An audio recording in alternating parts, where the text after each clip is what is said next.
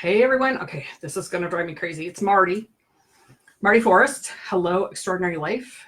If you go there on the landing page, 3 steps to reprogramming your negative self-talk. It's an amazing ebook. Get on the email list, then you get all the notifications. Somebody said, I see everything on Facebook. Well, I don't put everything on Facebook. There's some things that come only in email with further writings and tips. So you get on the email list and get to join my tribe, and I just appreciate that. I appreciate that you're part of my journey here. So I have a camera. Hopefully it's going to work well with the focusing and things. It's a new camera on the computer and the internet. You know, all that stuff. Holy cow, technology. I love it. And then when it's not working, oh my God, it sends me over the edge. So that's my story. So I will put glasses on to read, but otherwise I'm going to leave them off because it reflects right in the glasses with this little light. All right. HelloExtraordinaryLife.com. Three steps to reprogramming your negative self-talk. I put the link in the comments also, so you can go right there and pick up your ebook. It's, I don't know, less than 20 pages, but it's tips and tools about reprogramming the self-talk that we do to ourselves, which leads right into the conversation for today, which is feelings are not facts. This came out of almost always, personal experience, of course. And I've been all over the place about what do I want to talk about and how do I want to deliver. And I looked up an article about emotions versus feelings. What I addressed in the emails are our thoughts. Our thoughts are always first. Because we give something, anything, everything meaning in our life. That creates emotions and feelings in our bodies. True statement. If you just consider your own life, we run amok, we think, we're constantly thinking, even when we're sleeping, our brain is going 24/7. It does not stop. It's quieter sometimes, but it never stops. Think about just the words I'm saying. Think about the things that you give thought to in your world and emotions that get generated or feelings in your body that get generated based on your thoughts about it. Most of us, is that a fair qualification? Most of us, many, a large percentage of us have judgment about anything and everything. We have an opinion about everything or anything, even things we don't know about. We have some form of opinion most often. The minute we have a judgment, it creates a feeling of unsafety in our body because it generates fear. We feel threatened. We feel whatever we're generating in our mind and giving meaning about some situation, some circumstance, something that I'm looking at. All of my feelings are just my feelings. They're just feelings. They're just things that come up and show up based on my thoughts about them and how intense they might be. I had a circumstance happen last week. This woman about 3 years ago. I'm going to share a personal experience because I'm still very charged about it. And this is where I get to see how my thoughts continue to perpetuate whatever is showing up for me.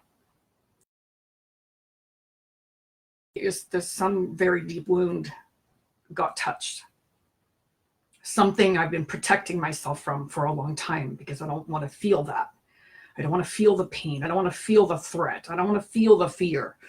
Whatever it might be is showing up for me to look at.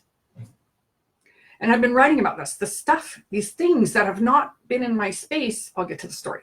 Have not been in my space for a very, very long time. Thoughts I have not had in like 20 years suddenly are showing up.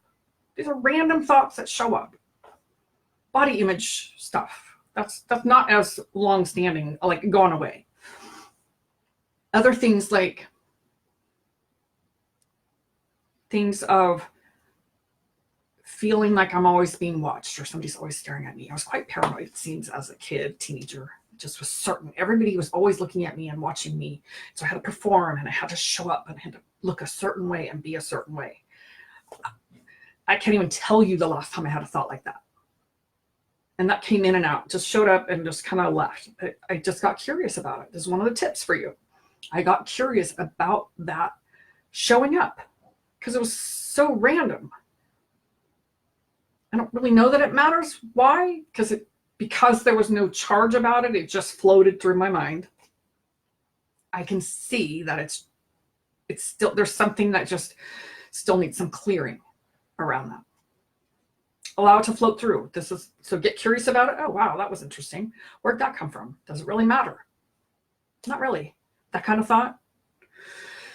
Let it float through.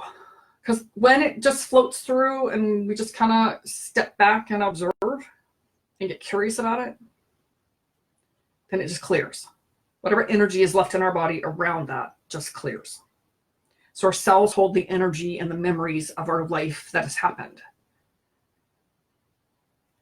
When it's simply a thought, no matter how old it is. God, I was so shocked when I saw that come through. I thought, that was just so strange. I haven't had a feeling like that or a thought like that probably 20 years. Like I said, I can't remember the last time. Now, today, I'm still charged. I talked to a friend today and I'm still charged. And she tells me I'm giving this person all my power. And I said, yes, I understand this because I'm so charged about it. But what I also understand is when I'm reacting that intensely to something, it has nothing to do with today. The moment you recognize that it is so deep and so intense, it is not about the person in front of you. It's not about the situation in front of you. It is some deep wound, maybe a generational wound, maybe something that happened in your life that got touched. Now what that means for me is I get to look and I get to feel it, and it effing pisses me off. I don't want to. I don't want to look and I don't want to feel it. I just want to be mad because that's my default, right? But under mad is I feel betrayed. Well, what was I betrayed about? I thought he had my back. This woman shit on me 3 years ago. Okay, so there's my victim, right? I feel like a victim. Told me the bottom line. Told me what I gave her, the gift I gave her was a piece of shit. And I used her. And our relationship meant nothing for 3 years. Rocked me to my core. Rocked my world. Questioned every single thing about myself. Because I would never, first of all, want to make someone feel like that. But what I learned later, that's her MO. I'm not the only one that happened to.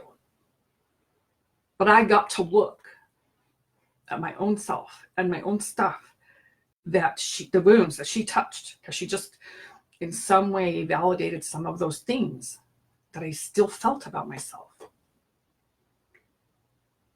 Then I don't know how to keep it secret.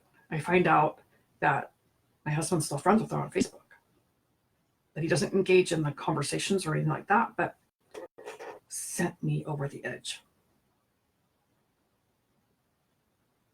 I'm just beside myself. I was so angry and so hurt and so betrayed. And then I look at how intensely, how deeply I am reacting to this. And that's what I told my friend today. I said, because my reaction is so deep and so intense, what I know is it has nothing to do with this situation. It's not about it. It's not about this. This is simply a new face on an old wound. And I'm triggered. I've done writing. I've done some meditating. I've asked myself some different questions that opens up. Here's one of the tools. Another tool, ask yourself a different question. So rather than me asking the same question, why am I so upset? Like, why did it get triggered by this situation? Ask myself a different question. What happened some time ago that made me feel the same way? Usually when I'm a child, And what are all the components of this situation? The betrayal, this woman who did what she did, and looking at all those emotions, who in my lifetime has made me feel that way? And it almost always 100% of the time is when I'm a child. And I haven't seen, or the situation has not revealed itself yet. That I am so charged by it is a clear indicator that it's not about my current situation. And that's what I offer you. My feelings are not facts. It doesn't make anything about what happened true. It doesn't mean that I was betrayed. They're not facts. They're just my feelings. So what we get to do with feelings is feel them. I get to feel them, and I get to sit with them. And I'll tell you, I don't like it. It's not fun. I don't go, tell me more, tell me the truth. I want to dive in. I don't. I still don't, even after all these years of working on it. What I can say is it's a lot less, it's a lot sooner. And I usually get to the truth a lot quicker. Excuse me. Doesn't mean I like it. It means I'm willing. I'm very willing to do that transformation, because I don't want to be in this place of anger, and I don't want to punish my husband or be the victim. You know, if I'm still a victim today, then I'm volunteering. Yeah. And I can feel that when I say she did, he did. Nobody did anything. They did what they do. What it did for me was trigger something that's deep and painful that I get to take a look at and feel. Because it's not, the feeling is the feeling, but it's touching the wound. Then I give it a whole lot of thought. And I make it mean all kinds of stuff. Okay, so current situation. What she did is her stuff. It's her MO. What it did for me was help me to peel another layer, to grow more into my authenticity, to let go of the story of I'm not worthy and I didn't do enough and I'm not enough and those things. My husband didn't betray me. He just does what he does. He didn't really think about it. But I label it, and then I have a feeling behind it. So current day, real-time situation, I wanted to share that because I'm really intense about it. And I know this about myself. And I hope that you can understand in your own life where it doesn't matter what the situation is. Let's just say your boss says, hey, we need to talk. And you're like, oh, crap. You just shrink into yourself. What did I do? What happened? Nothing. Maybe you did something that they didn't like. Maybe you need to improve something. Who knows? It's a place to grow, right? When we, you, me, everybody, when we feel that fear, that visceral reaction because somebody said something that triggered something from long ago, hey, we need to talk, right? Those never went very well. It always had something attached to it, right? Comes from our kids usually. Breathe. Another tool for you here. Breathe. Because we stop, right? We stop breathing and we just, it sits right there and diaphragm comes up and we're breathing up here in the top of our lungs. Breathe. Right? The minute you have that reaction, breathe. I've been doing a lot of that. Breathing. Breathe. Breathe in. Breathe in for 4. Expand, expand, expand. All the way into the belly. Exhale for 4. Practice the inhale for 4, exhale for 4. It changes the chemistry. It disrupts the thought. It allows you to have a moment of clarity and to get back into your body. Because we're no longer present in our body when we're reacting like that. Right? We're off on some history. So the feelings are not facts. They are feelings. They are important. In our intuitive way, our body feels everything. and our body will tell us where we're in danger, where we need to move from. But when we make our feelings, our emotional state a fact based on some story we make up in our head, they're not facts. Then you can simply ask yourself, is it really true? Is this really what happened? Byron Katie, The Work. She had 4 questions. Is it really true? How can you know it's true? And I cannot remember the other 2. It's a whole process. Is it really true? How can you know it's true? And if you think it's true, what's true about it? Because most often it's not.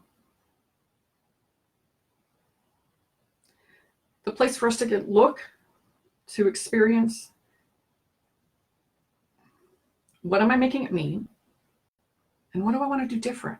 What does it really mean? Or does it really matter what it really means? Maybe we just shift the lens just a little bit so we see it differently. Quite possibly this whole circumstance I'm talking about is an opportunity for my husband to grow too. Not just about me, right? But I sure thought it was. And I'll tell you more when I get to whatever it is. I'm still sitting with that feeling of betrayal, feeling of being a victim. I was victimized. I was as a kid. But I'm not a victim today. But I hear words that I give meaning to, or that she did, or she made me, or he made me. Nobody made me anything. I made up some story and gave it validity and gave it feeling and gave it a whole lot of charged emotion. And I can tell you every single time, it is always, always, always some deep wound, particularly when our reaction is that intense. I have friends I've known for years. Hey, I need to talk to you. And immediately, because of some past conversation with them, I did that. I clenched and I stopped breathing. So tips, get curious, become an observer in your own world when you're reacting, because we lose the ability to respond when we react, because we're reacting out of habit and out of something that happened to us when we were young. It's often a visceral thing, right? So when you notice, get curious. Wow, that was really interesting. Like I told you, the thought I had. Wow, where'd that come from? I just noticed it. I acknowledged it, cleared out. This situation is not that. It's not that easy to just acknowledge and observe it and go, yeah, I'm really angry. And below the anger is something else. And below that is something else. Get curious, acknowledge the feeling, and then just become witness to yourself. In the moment, breathe. Somebody says something, your partner or somebody you know, or even when I see something like an accident, a car accident, I'll stop breathing because I can feel their fear and their whatever just happened. Maybe that happens to you too. So I practice breathing, taking those really slow, deep breaths so I can allow that to clear, because it's not mine to take on. Right? Sometimes we do that. Take on stuff that's not ours. Or we want to fix it for them because of a story, right? It's always a story we make up. Breathe, pause, get curious. And then if it's something that's intense, or you just know, you're just looking at the situation and you're like, this is interesting. This happened. I made it mean this, but it's not about them. We live most of our life, if not, well, not all of it, but a lot of our life, walking around with wounds from when we were children. Now we're trying to heal them through all of our relationships. I think most of us have heard it'll keep showing up until we heal it. We keep recreating it until we heal it. I create this for my healing. I do it. If I didn't do it, then what? I'm a victim. and I'm allowing my feelings to be my facts, then I'm going to treat them accordingly, which is, yeah, that's never pretty. That never goes good. So I hope this is helpful. I hope you found some value in this. But I've been so present to what I've been experiencing, and I'm not living in it every second of every day, but surely when I talk about it, holy smokes, there's quite the charge. So I'll keep you posted on what it is, what's happening, like what is the wound that's been touched for me. Because it's important. It's important, and maybe some of you will relate to it, and you can see that you're in your own life where circumstances happen and you're reacting as if it's current. And it's not. It's not. It's that little child that lives in you that's wounded, that needs us to become their friend or their parent today. And that's a whole other conversation, a whole other call. So maybe I see a couple people live. Can I see anything? I'm on my computer. I'm not seeing who is actually with me. Huh. All right, well, leave a comment, pick up your free guide. Can you see the reflection? I have a little circle. Make it a great day. I will talk to you all next week. I'm gonna end with this. I have on my YouTube channel. If you haven't seen it yet, I think I post them. I do post them on Facebook also. Daily dose. Just a quick little less than 2-minute video of a daily tip, a tool, something to just take into your day, a little quick reminder of who you are and who you came here to be in the world. So make it great.